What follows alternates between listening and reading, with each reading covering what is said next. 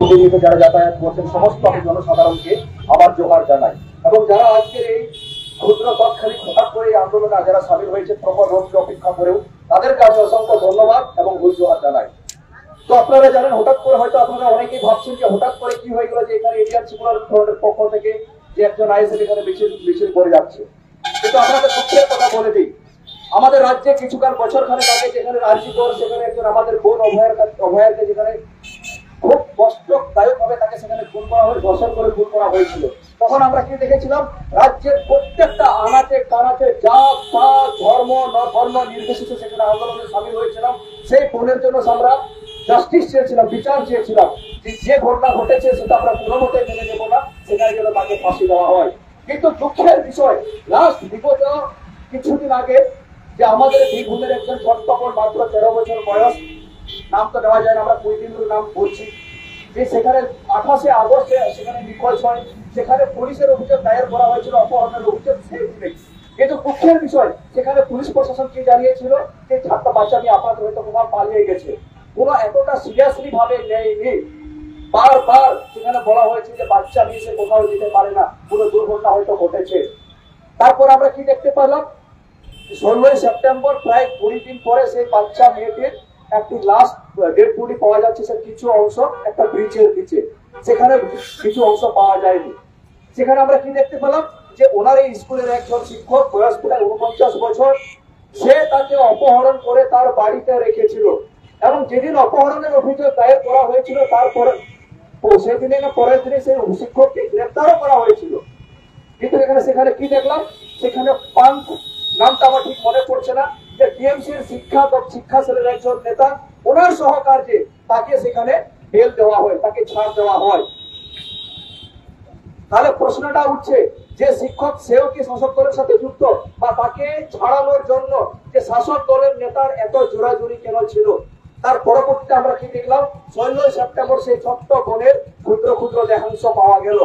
কিন্তু এই নিয়ে কোনো প্রতিবাদ আমরা দেখছি না। আমরা দেখেছি আদিবাসী সমাজের মুসলিম মানুষ সেখানে বীরভূমে গেছে, প্রতিবাদ করেছে। আমরা ইন্ডিয়ান সেকুলার ফ্রন্ট আমরা সেখানে গিয়েছি, আমাদের প্রতিনিধি পাঠিয়েছি, আমরা বিভিন্ন জায়গায় প্রতিবাদ করেছি।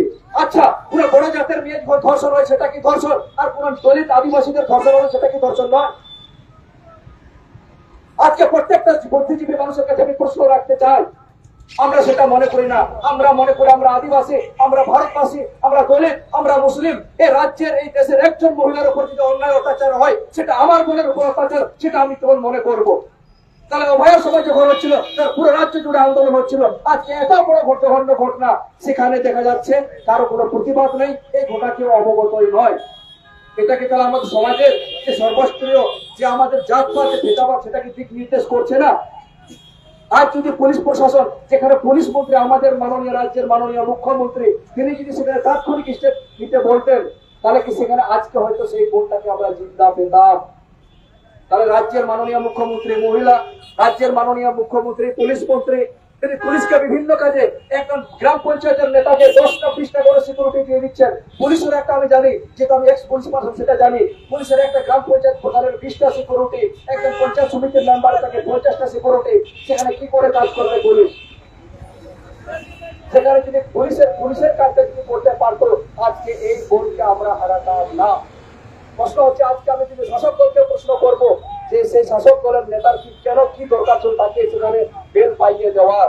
কিন্তু আমি জনসাধারণকে, রাজ্যের জনসাধারণকে আমি জিজ্ঞাসা করতে চাই, অভয়ের সময় যখন পুরো রাজ্যে জুড়ে যখন আন্দোলন হয়, যখন আমাদের আদিবাসী মা বোনেদের উপর এরকম ঘটনা ঘটে, মুসলিম সমাজের কোনো মা বোনেদের উপর ঘটনা ঘটে, দলিত সমাজের মা বোনেদের উপর ঘটনা ঘটে, তাহলে আন্দোলন আমরা সর্বস্তরে দেখতে পাই না কেন? এর পরবর্তীতে আমরা কি দেখেছি, কিছুদিন আগে আমরা দেখলাম পুরুলিয়ার বড় থানাতে একজন স্কুলের স্কুলটা আমরা দেখতে পাচ্ছি, সেখানে হোস্টেল নামে একটা স্কুল আছে, সেখানকার বাচ্চা মেয়েরা অভিযোগ করেছে সেখানকার প্রধান শিক্ষক, আমি নামটা দিচ্ছি না, সেই সেখানে ছোট্ট বাচ্চা বোনেদেরকে শ্লীলতাহানি করতো, সেখানে বাচ্চা বোনেদেরকে সেখানে স্কুল থেকে বার করে দেওয়া হয়েছে। সেখানে আদিবাসী সরকার প্রতিবাদ করেছে, সেখানে থানা ঘেরাও করেছে। কিন্তু আমরা কি দেখতে পেলাম, যে শিক্ষকের বিরুদ্ধে এরকম বাচ্চাদের স্কুলে ছোট ছোট বাচ্চাদের উপর সেই অভিযোগ, সেই শিক্ষককে কত তারিখ 25 তারিখে সেই শিক্ষককে টিএমসির ভাইস প্রেসিডেন্ট তাকে পদ দেওয়া হয়েছে। অর্থাৎ টিএমসির ক্যান্ডিডেট ধরে নিব, কোন মেয়ের উপর শ্লীলতাহানি করলে, কোন ধর্ষণ কেসে থাকলে তাকে টিএমসিটা পদ দেওয়া হয়? এটাই কি টিএমসি? এটাই কি মামাটি মানুষের সরকার? এটা আমি পুরুলিয়ার বড় থানার 12 পরিবারকে ঘটনাটা আমাদেরকে বলছি। সেখানে পুলিশের কাছে আমাদের লোক হাজার হাজার মানুষ সেখানে ডিপোজিশন দিল তাকে অভিযুক্তকে গ্রেফতার করে দেওয়ার জন্য। পুলিশ কি বলছে? সেই মাস্টার মশাইকে ফেরার, তাকে নাকি পাওয়াই যাচ্ছে না, অথচ সেই মাস্টার মশাইকে 25 তারিখ টিএমসি যে পদাধিকারী লিস্ট বেরোচ্ছে সেখানে তাকে ভাইস প্রেসিডেন্ট ব্লকে দেওয়া হচ্ছে। বীরভূমের যে অপরাধী তাকে বেল পাইয়ে দিচ্ছে তাকে একজন টিএমসির শিক্ষা সেলের নেতা। অর্থাৎ আপনারা দেখবেন যখনই কোনো জায়গায় এত ঘটনা ঘটছে তখনই দেখবেন যে শাসক দলের অমুক নেতা অমুক দাদা এই যে এত সাহস পাচ্ছে কেন? আমরা কি চাই? সরকার মানে সবার। সরকার যখন নির্বাচিত হয় তখন সে আলাদা আলাদা দলের থাকে, যখন নির্বাচিত হয় প্রত্যেকটা জাতি ধর্ম বর্ণ নির্বিশেষে সবার জন্য সরকার। কিন্তু আমরা কি দেখতে পাচ্ছি? যারা টাকা আছে, যে দাদাগিরি করে, যে তোলাবাই দিতে পারে, যে ধর্ষণ করে, সেগুলোকে পথ নিচ্ছে। তাহলে আমরা কি তাহলে বলবো এটাকে ধর্ষণমূল তৃণমূল? সেখানে আমরা বাঁকুড়াতে এই কেসটা দেখলাম। আপনারা জানেন আমাদের 2017 সালে রায়গঞ্জে বাস স্ট্যান্ডে দিনের দুপুরে 3:30টার সময় 3 জন বাচ্চা মেয়েকে অপহরণ করে নিয়ে যাওয়ার পর দীর্ঘ 1.5-2 দিন ধরে তাদের উপর শারীরিক বলতে আমার খারাপ লাগছে। তারপর আপনারা রায়গঞ্জে আন্দোলনটা দেখেছিলেন। তাহলে আমরা কি ভেবেছিলাম আপনারা এখন আপনাকে কথা তুলবেন? এটা তো উত্তরপ্রদেশের ঘটনা ঘটে, বিভিন্ন রাজ্যে ঘটনা ঘটে। হ্যাঁ অবশ্যই ঘটে। তার মানে ওখানে ঘটতে বলে এখানে ঘটাতে হবে নাকি? তাহলে আপনাদেরকে আমরা কেন জনগণ আপনাদেরকে চুজ করেছিল? কেন জনগণ আপনাদেরকে বেছে নিয়েছে সরকার হিসাবে? অবশ্যই আমাদের দেশে যে ডাটা বলছে যে প্রত্যেক দিন আমাদের দেশে প্রায় 85টা কেস দর্জ করা হয় থানা থেকে ধর্ষণ কাণ্ডে, সেখানে 27% সঠিক বিচার করা হয় না। এটাও শুধু সামাজিক বিধি যে আমরা দেখছি টিএমসি এখানে তাদের নেতা নেত্রীরা এর সাথে জড়িত, তেমনি আমাদের জনসাধারণ মানুষ যারা স্বতঃস্ফূর্ত ভাবে প্রতিবাদ করছে না। এখানেও দেখা হচ্ছে ও আদিবাসী বলেছে খুন হতে পারে, সে মুসলিম খুন হতে পারে, রাজবংশী খুন হতে পারে, ইলিশ কাস্টে যারা হবে তাদের, কিন্তু আমরা এটা মনে করি না। আজকে ইন্ডিয়ান সেকুলার ফ্রন্ট এখানে সমবেত হয়েছে। আমরা প্রত্যেকটা মানুষের জন্য আমরা আওয়াজ করি। আমরা যাদের বিভিন্ন বিষয়ে যখন আমরা বলছি যাদের আওয়াজ এরকম ঘটনা ঘটেছে, আজকে আমরা এখানে সমবেত হয়েছি। আশা করি আপনাদেরকে আমরা জানাতে পেরেছি। আর আপনাদেরকে বলে দিলাম, আপনারা অনেকে হয়তো ভাবেন যে ধর্ষণ ওখানে হয়েছে আমার কি যায় আসে। আপনারা দেখবেন এগুলো সামাজিক বিধি। কোন জায়গায় আপনারা দেখবেন একটা কেস স্টাডি করে যদি আপনাদের দেখানো হয়, কোন জায়গায় যদি চুরি যদি শুরু করে, কেউ যদি প্রতিবাদ না করে দেখবেন আশেপাশে চারদিকে চুরি বেড়ে যায়। ঠিক ডাকাতি যখন বাড়তে শুরু করে আপনারা প্রতিবাদ করবেন না, চারদিকে ডাকাতা বাড়তে শুরু করে দেয়। তেমনি যদি কোথাও যদি ধর্ষণ বাড়তে শুরু করে, সেখানে যদি প্রতিবাদ না করা হয় দেখবেন সেই ধর্ষণটা সামাজিক আকারে চারদিকে বাড়তে শুরু করে দিকে। তখন কিন্তু টিএমসি দেখবে না, বিজেপি দেখবে না, কংগ্রেস দেখবে না, বা আইএসএফও দেখবে না। তখন কি দেখবে কিছু সাতাংশী, কিছু দর্শক, কিছু বিক্ষিপ্তকার মানুষ যে কারোর উপর সেখানে অন্যায় অত্যাচার চালাতে পারে। ওই জন্য কোনো জায়গায় যদি এরকম দুর্ঘটনা ঘটে, কোনো জায়গায় যদি এরকম যদি কেউ থাকে, এরকম জায়গায় আমাদেরকে সরাসরি জাত পাত ধর্ম নির্বিশেষে প্রতিবাদ করা উচিত। কেন কি কোনো জায়গায় কোনো দুর্ঘটনা জাত পাত বা জাতিগত ভাবে আসে না। তো আমরা একটাই দাবি চাই যে রামপুরহাটের মনোজ কুমার পাল অবিলম্বে তাকে ফাঁসি দিতে হবে। যদি ফাঁসি দেওয়া না হয়, সবকিছু তার খবর আছে। আমরা কোনো আবেগে কথা বলছি না, সবকিছু নিজের স্বীকার করছে, রাজ চাকরি আছে, সব জায়গায় সবকিছু প্রমাণ পাওয়া যাচ্ছে। তারপরেও যদি ফাঁসি না দেওয়া হয়, জনতার আদালতে তার বিচার হবে, সেটা আমরা বলে দিলাম। সেখানে হাজার হাজার জনগণ জমাবেত হয়, তার বাড়ি হোক, তার গাড়ি হোক, যেখানে হোক, তাকে ফাঁসি দেবে। কিন্তু এটা আমাদের প্রবেশ করতে পারে, তা আমাদের জেল করতে পারে। এখানে আরেকটা কথা বলতে চাই, আমাদের রাজ্যে কি হয় বা আমাদের দেশে কি আছে, দেখবেন সেখানে এমএলএ এমপিদের জন্য আলাদা ফাস্ট ট্র্যাক কোর্ট আছে। কোন এমএলএ এমপি যদি কোনো কাজ, কোনো দুর্নীতির দায়ে যদি সেখানে জড়িয়ে পড়ে, তাকে তাড়াতাড়ি রেহাই দেওয়ার জন্য, তাকে তাড়াতাড়ি বাচ্চা দেওয়ার জন্য ফাস্ট ট্র্যাক কোর্ট, আলাদা কোর্ট থাকে তাকে বিচার করার জন্য। সে তাড়াতাড়ি রেহাই দিয়ে আবার এমএলএ পদে সেখানে বসুক বা আবার এমপি পদে বসুক। যেমন আপনারা দেখলেন যে গতকালকে যে মাননীয় মহামহিম শিক্ষামন্ত্রী পার্থ চট্টোপাধ্যায়কে সব দিক থেকে বের দেওয়া হয়েছে আগামীতে আবার দুর্নীতি করার জন্য। কিন্তু আমাদের দেশে সবথেকে ভয়ঙ্কর অবস্থা, যেখানে ধর্ষণ বা রেপের ক্ষেত্রে আলাদা ট্র্যাক কোর্ট থাকবে না কেন? এমএলএ এমপিদের জন্য আলাদা হবে, সেখানে যদি ফাস্ট ট্র্যাক কোর্ট থাকে, তাহলে যেখানে ধর্ষণ কাণ্ড যেগুলো সমাজের পক্ষে খুব ক্ষতিকারক, সেগুলোর জন্য আলাদা বিচার ব্যবস্থা থাকবে না কেন? নাহলে মনে করুন আজকে এই ধর্ষণ ফাঁসানো যদি দিনের পর দিন বছরের পর বছর যদি সেখানে ঘটতে থাকে, মা বাবাকে যদি সেই কোর্টে যেতে হয়, প্রত্যেকবার একই কথা, আপনার মেয়েকে কোথায় নিয়ে যাওয়া হয়েছিল, কোথায় রাখা হয়েছিল, প্রত্যেকবার করতে করতে 5 বছর 10 বছর 8 বছর। আবার আমরা এটাও দেখেছি যেখানে যে ধর্ষণকাণ্ড ঘটনা ঘটেছে তারাই আবার কি করেছে, ধর্ষিতার বাড়িতে হুমকি দেয় যে কেস তুলে নাও, নাহলে তোমাদেরকে মার্ডার করা হবে। অনেক ক্ষেত্রে আমরা দেখেছি।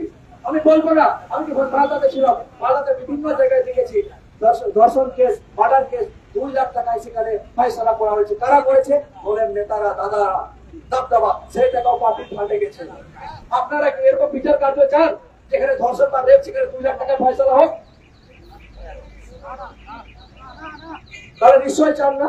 তাহলে এই জন্য আমরাও চাই যেমন এমএলএ আলাদাভাবে বিচার কার্য পরিচালিত করা হচ্ছে, ঠিক তেমনি এই ধর্ষণ বা বিরল থেকে বিরলতম ঘটনা এগুলো তাড়াতাড়ি তৎক্ষণিক বিচার কার্য পরিচালিত হয়।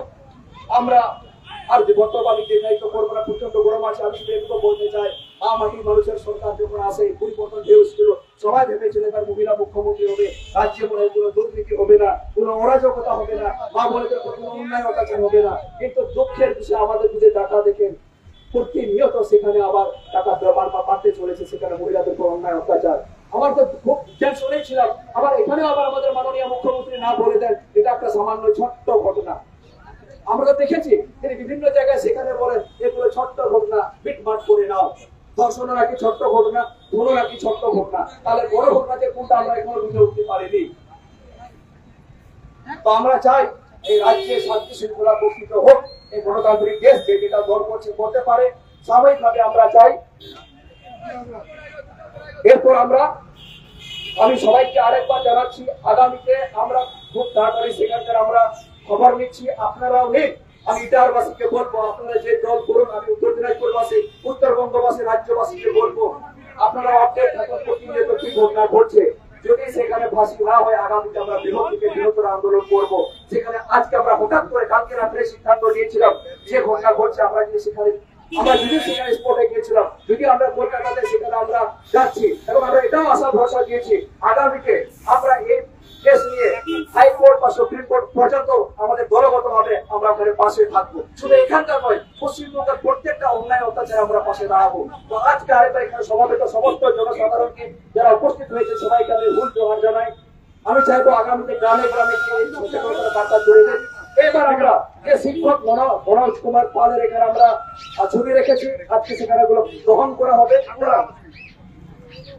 বোনেরা যাও, বোনেরা যাও,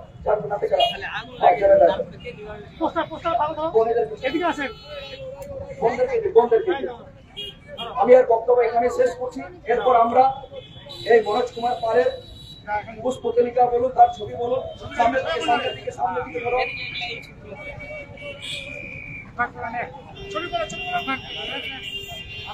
দর্শক মনোজ কুমার পালের অবিলম্বে ফাঁসি চাই, দর্শক মনোজ কুমার পালের অবিলম্বে ফাঁসি চাই। ঠিক ঠিক ঠিক রাজ্যে অবিলম্বে নারীদের উপর অন্যায় অত্যাচার বন্ধ করতে হবে। মাটি মানুষের সরকার রাজ্যে তুমি রাজ্যে প্রতিনিয়ত মা বোনেদের উপর অন্যায় অত্যাচার ধর্ষণ বেড়ে চলেছে। দর্শক মনোজ কুমার পালের অবিলম্বে ফাঁসি চাই, ফাঁসি না হলে জনতার আজাদে বিচার হবে। শিক্ষক মনোজ কুমার পালের, ধর্ষক মনোজ কুমার পালের অবিলম্বে ফাঁসি চাই, ফাঁসি না হলে অবিলম্বে জনতার আজাদে বিচার হবে।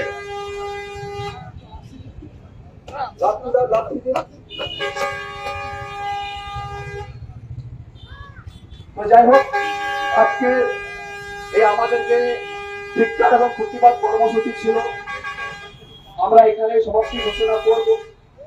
আমি প্রত্যেকটা মানুষকে আজকে যেভাবে হঠাৎ করে বোনেরা ভাইয়েরা এখানে উপস্থিত হয়েছে সবাইকে অসংখ্য ধন্যবাদ। এই লড়াই শেষ হওয়ার নয়।